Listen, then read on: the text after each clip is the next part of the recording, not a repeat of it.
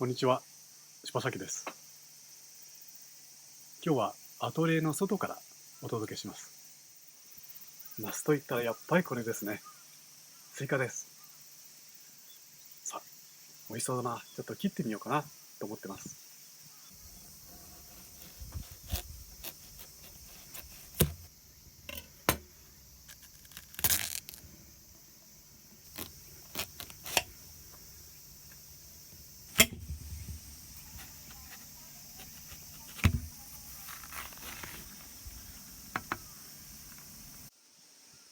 美味しそうですね。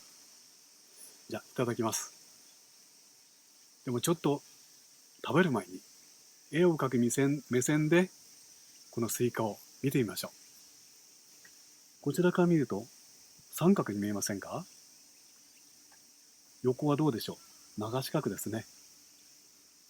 下はスイカ本来の丸みを帯びてます。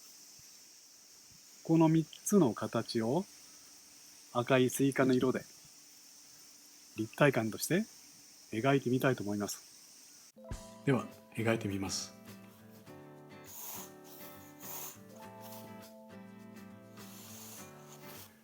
これを半径とする大きな円をイメージした弧を描きます。これが先ほどのスイカの丸みです。そして正三角形を描くつもりでスイカの全体の形を描きます。こちらは側面は長四角でしたね。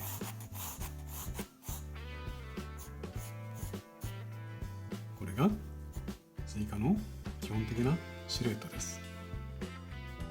スイカには大きく3つの色があります。赤い果肉、白い果肉、そして緑色の皮の部分です。ではまず白い果肉の部分からやっていきます。きれいなお水を白い果肉の部分に広めに塗ります。ここですね。水のフラット塗りが大切です。さあ、塗りました。では赤い果肉を作ってみましょう。バーミリオンとローズマダーです。ローズマダーを濃いめに、バーミリオンを少なめに色を作ります。たっぷりできたところで塗っています。美味しそうなスイカのイメージでね。こちらも塗りましょう。だんだん下へと広げてきます。ここに水が塗ってありますので、絵の具は自然に広がって伸びてきます。だんだん白い果肉と近づいてきますので、これのグラデーションゆっくり絵の具の伸びを見ながら作っていきます。上の方にもう一度濃いめの赤を作って裏に塗ります。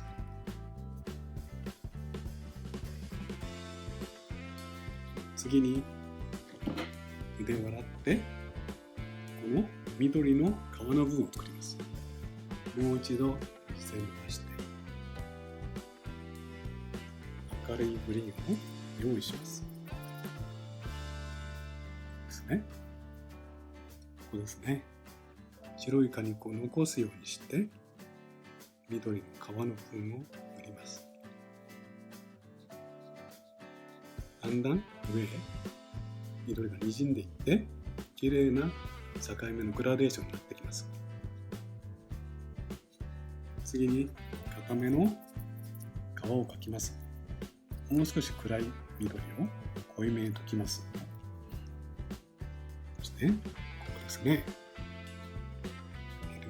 ここをシャープに塗ります。どうですか？スイカっぽくなってきましたか？こんな感じですね。さあ、あとは水がにじんでくれるのを待ってます。では日向が塗れましたね。次にこのスイカの立体感を描く大切な要素としての日陰を描きます。日陰はそれぞれの色の暗い感触となります。では、やってみますね。日向の面は最初は白い果肉を表現しました。同じように日陰の面も白い果肉からです。日陰の面は白い果肉の暗くて冷たい色、明るめのブルー紫を用意します。これを先ほどと同じように広い部分の白い果肉としてまず塗ります。ですね。では、この色が乾かないうちに赤い果肉の日陰の部分を塗ります。赤い果肉は同じく赤くて暗くて冷たい色です。クリムソン冷液を溶いていきます。ウルトラマリンを少しだけ加えます。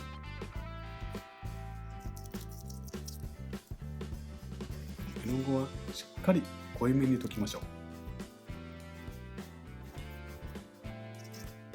では塗ります。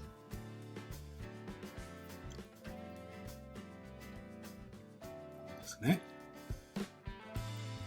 側面、これは流し角の形でしたね。きりとしたパターンでやってみましょう。これをだんだんと白い果肉に移行するのですから、ここを絵の具を薄めながら下へ下へと押していきます。グラデーションですね。そしてこの果肉の部分、赤い果肉の部分まで日陰の赤い果肉も移行するというようになります。もう一度折れ曲がり際に暗くて冷たい赤を用意してここに加えます。このようにすると立体感がさらに強まります。この今使った色にグリーンを混ぜて暗くって少しくすんだ緑を作ります。これをこちら側の皮の下面に加えていきます。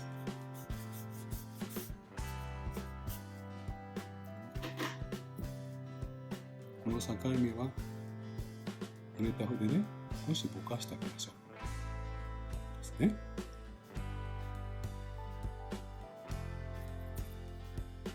もう一度黒っぽい緑を用意して皮の下の面を塗ります。見えてきましたか？